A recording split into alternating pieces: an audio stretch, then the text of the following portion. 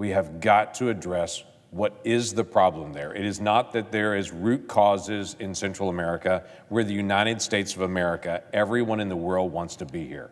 And if all you have to do is cross the border and say the magic words, I have credible fear, and the Biden administration hands you a piece of paper, and you're in the country for the next 8 years until your hearing, the whole world's going to keep coming here.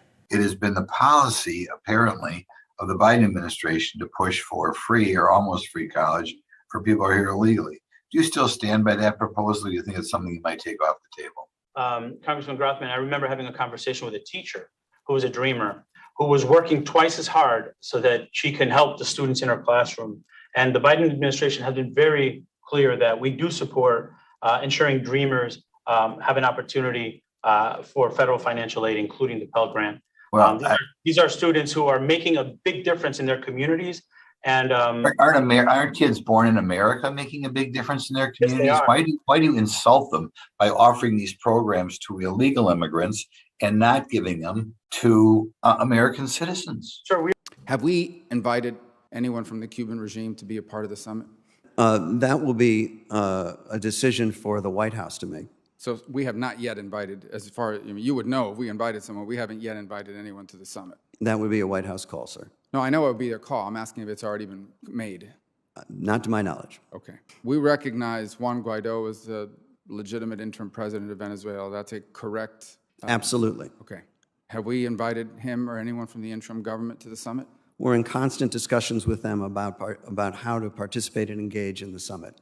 Have we invited them to the summit yet? We're in regular discussions with them, and no, I know you're in regular discussion. I think I know what you're answering because I get it, but I'm asking: have we invited? Yes, I mean, have we invited them or not?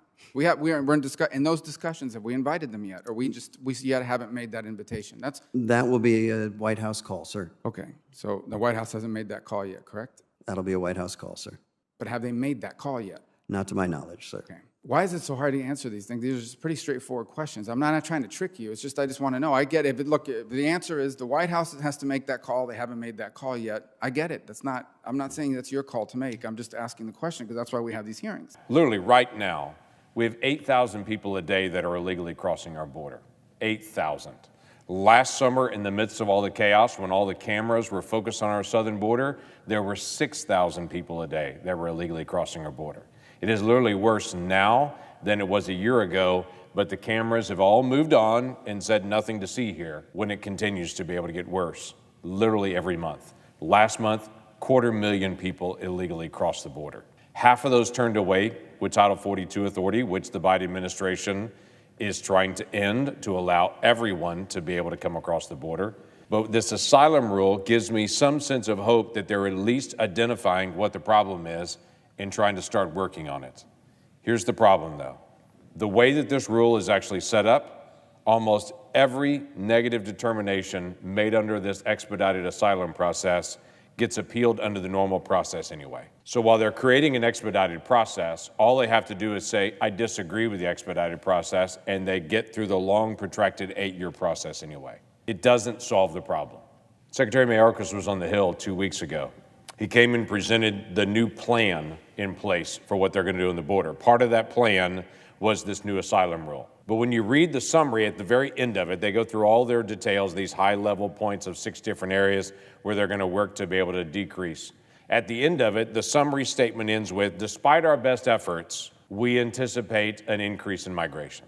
What they're saying is the policies that they currently have in place are going to continue to increase migration, even with things like this new asylum rule that they're trying to be able to put in place, because they know this doesn't actually fix the problem. MPP, the Remain in Mexico program that a federal court has required them to maintain, that they're doing MPP only in such a way to say to the federal courts, we're doing something. We have 8,000 people a day that are illegally crossing the border. We have about 2,000 people a month that they're putting through the MPP program. We have 8,000 people a day that are illegally crossing the border. Currently, ICE is deporting 203 people a day. With 8,000 people a day crossing, 203 people actually being deported, you see the math here. They're not trying to stop the flow. They're not trying to disincentivize this. We need to actually get serious about this. So yes, I'm going to support a Congressional Review Act on this individual piece, because it doesn't actually fix the problem.